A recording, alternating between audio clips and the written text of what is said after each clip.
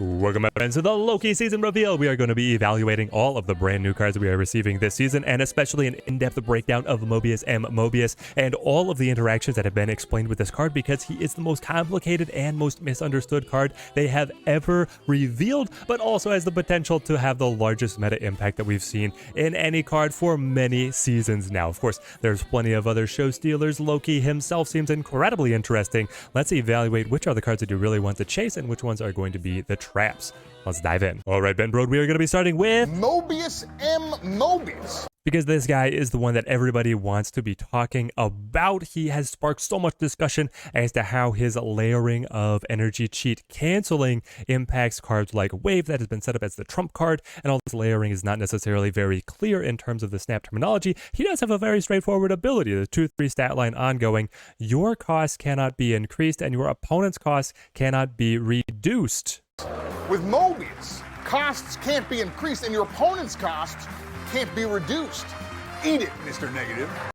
Okay, so the interaction that they showed there was that you had Iron Man that had been increased by the Iceman, and then as soon as Mobius plays down, Iron Man goes back to being a 5-cost card. He is, and here you get to see the little explosion of the energy that looks like Mobius's animation is going to be interacting with the little blue energy bar that you see there. This leads to a whole plethora of interesting discussions, and we've got a breakdown of all of the most interesting interactions. Behold, page 1 of our most interesting Mobius interactions. Now, at a base level, including Mobius in your deck is going to allow you to counter the enemy decks that revolve around Sarah or Zabu that are looking for the extra energy efficiency to hit their core combos, while you are free to be able to take advantage of any kind of energy cheat that you want. It is worth mentioning that the cards like Psylocke, Electro, and even X-23, by giving the opponent extra maximum energy, are getting around the Mobius effect because they are not directly interacting with any card costs, and the priority of those energy cheats could be going up now that Mobius is going to be introduced in the meta, and I do think that he is going to be making quite a splash. But speaking of splash, the most interesting question has been, how does he interact with Wave, who previously had been set up as the Trump energy setter? She is happening last. Cards that naturally were discounting themselves like Death or She-Hulk previously had been synergistic with Wave, but now Wave is set to lock them at 4 cost. How does Mobius then interact with our watery gal? It has been clarified that it is synergistic. If you have Mobius and you play Wave, then your cheap cards are not going to be increased in cost, and the opposing expensive cards are not decreased down either.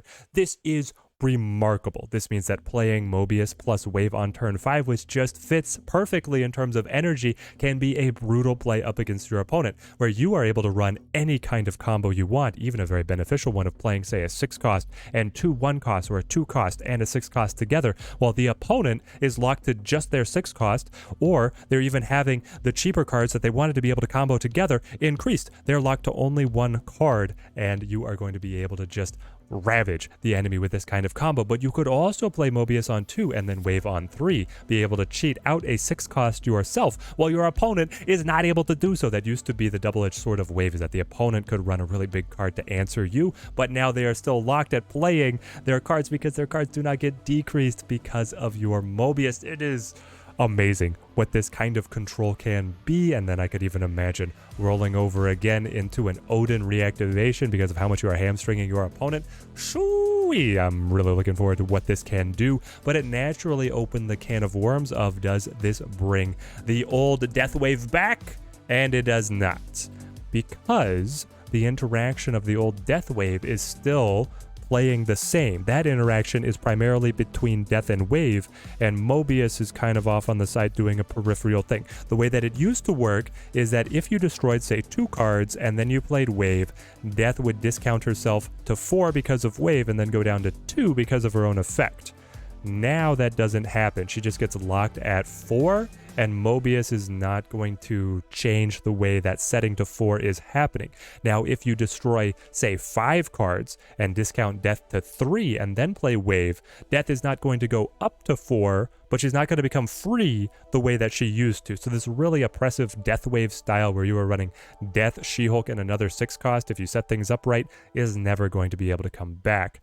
The interaction with She-Hulk gets a little bit messy here, because the question is, if, say, I full pass on turn 4 and I have She-Hulk in hand, she discounts herself to 2. Then I play a normal 5-cost card on turn 5, but I set up Mobius earlier. Is She-Hulk going to increase from 2 to her full 6 cost? Because she had previously been 2 and then she's increasing. This is really interesting to me. It has not been clarified yet by Glenn how the interaction works, but I'm on a 95% read that she will still reset to a 6-cost position. She is partially because of this. She is not increasing her cost in that case. The case is that she had a discount that was being applied, and then the discount is being removed, and Mobius doesn't care about a discount being removed. Another factor is that the interaction with, say, Luke Cage, and if we look at other ongoing cards like Devil Dinosaur and Hawk sets itself to the power of the enemy based on their deck, but then if you have Luke Cage on the board and the opponent draws a card, Hawk still goes down. It's providing his power based on this ongoing criteria, and it can still go down even though the Luke Cage text said that no cards can have their power decreased.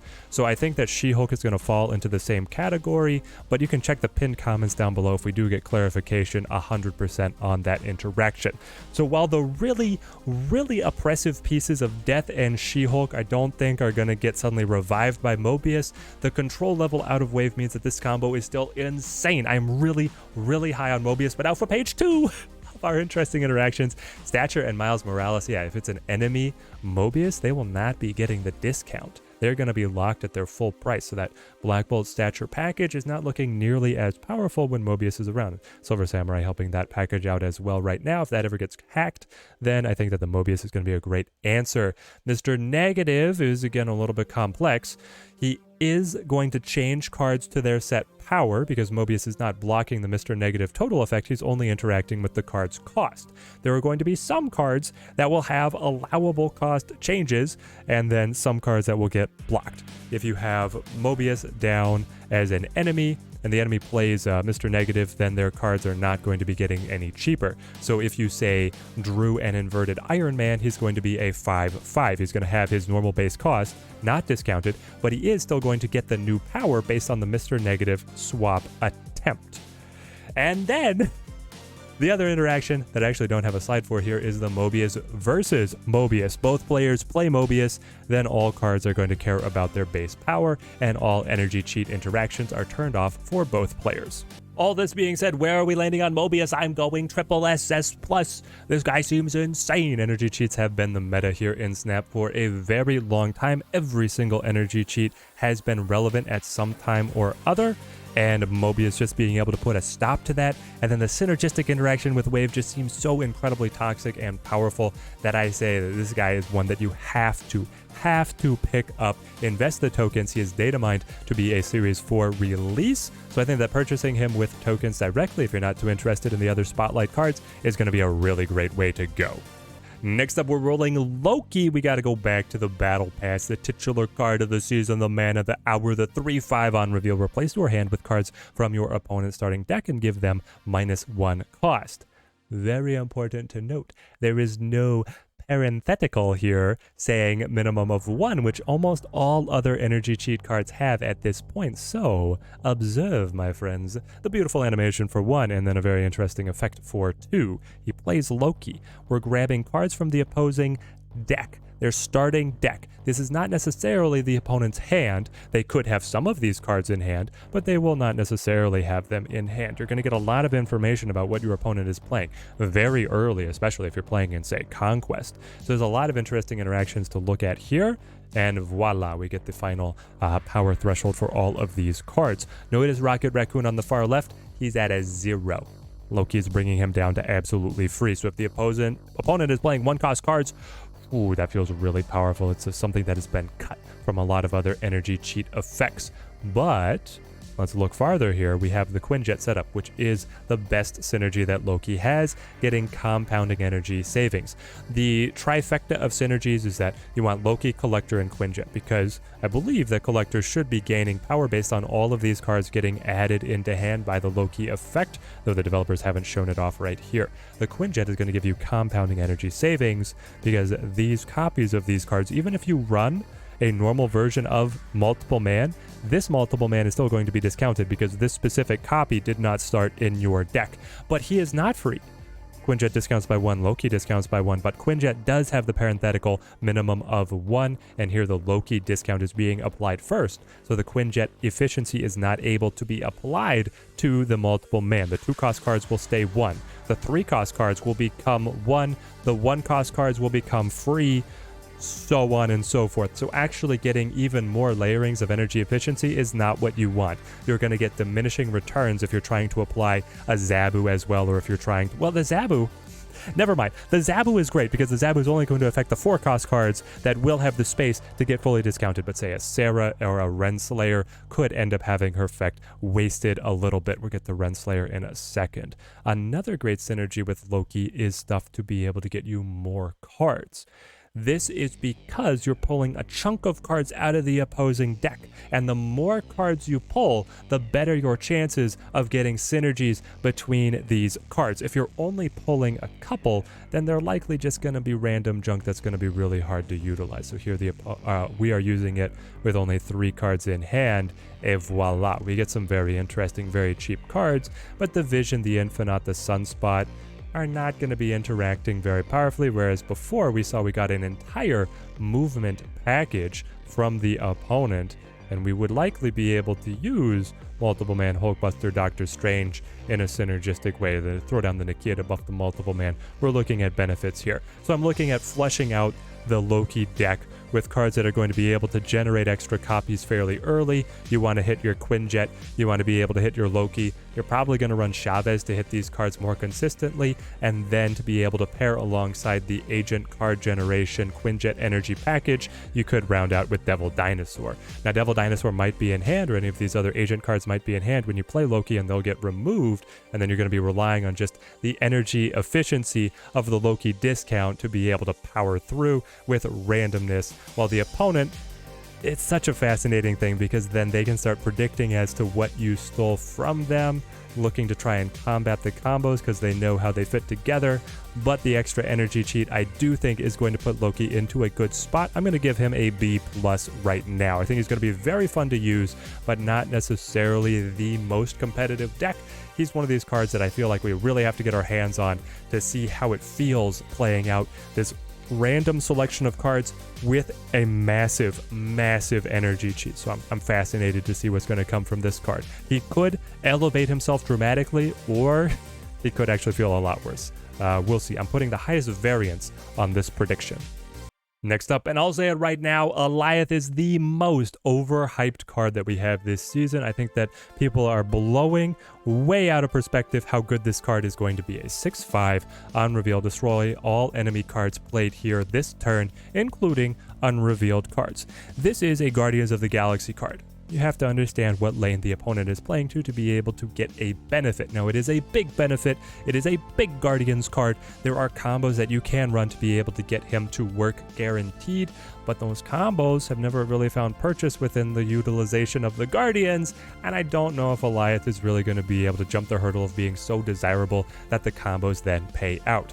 You've got a couple different options. One option would be setting up a Daredevil early in the game and then playing Wave specifically on turn 4, so that then your Alioth matches on turn 5 when you see where the opponent is playing, and you can destroy their big card and then roll into, say, a Null, trying to capitalize on a lot of power destroyed, or play into a repeat of the effect with the Absorbing Man, the Zola, the Odin, anything like this. That does seem really interesting. It seems really good, but it's also kind of complex, and with the Wave, you're limiting to how many cards the opponent is playing and maybe not getting the full destructive power that Alioth potentially offers. Another option, of course, is being able to just limit your opponent's opportunities with either the Storm or the Professor X, and I think this could actually be the more competitive side. We've already seen a fairly successful deck that is utilizing cards like Warpath and Atuma plus the Professor X to be able to lock a lane down to their advantage and then roll into Destroyer, Orca, to be able to win at another lane, but the Alioth could be another and even more reliable tool than that Destroyer or that Orca. As long as the 5 power puts you ahead because you're destroying everything played there, you're going to be able to wreck the opponent. Though it is also important to note that it is only enemy cards played here, not added here. So cards that are moved or cards that are placed in as token spawners, a la the Doom bots, which are now way more popular than they used to be, those cards are still going to be able to land and avoid the Alioth destruction effect, another weakness or liability to this card overall. So as a 5/5, which he was initially revealed at, he seemed just insane because of the natural alignment with a Daredevil, but at 6/5 I feel like this is really just status quo for 6-cost cards and what they are able to do, and the extra complexity of being able to get the most benefit requiring an energy cheat. Also with Mobius getting introduced, that's going to be canceling some of these energy cheats and making them less reliable, means that I'm putting a big caution sticker on the Alioth, our one card guaranteed to be releasing in Series 5. I would be very hesitant around spending resources on this guy. For a formal ranking, I'm giving him a B rank. Last card getting added, it is the wonderful Ravonna Renslayer. This one is so exciting to me, and I have not heard very many people talking about her, but I think that we should be at 3/3 ongoing your cards with 1 or less power, cost 1 less, minimum of 1. A new energy cheat, a brand new flavor of deck building, but this time around very low powered cards. I am fascinated by what this could be. Every single card that cheats energy has been meta relevant, and I think Renslayer is going to be no exception. Now, to be able to fully evaluate her, we got to look at all of the potential cards she can interact with. So here we go, everything's sorted by lowest power, and I have removed the 1-cost cards because she does have the parenthetical will not discount below 1. So these are all of the cards that she can discount, rolling up to Cable here, who's going to be our first 2-cost card.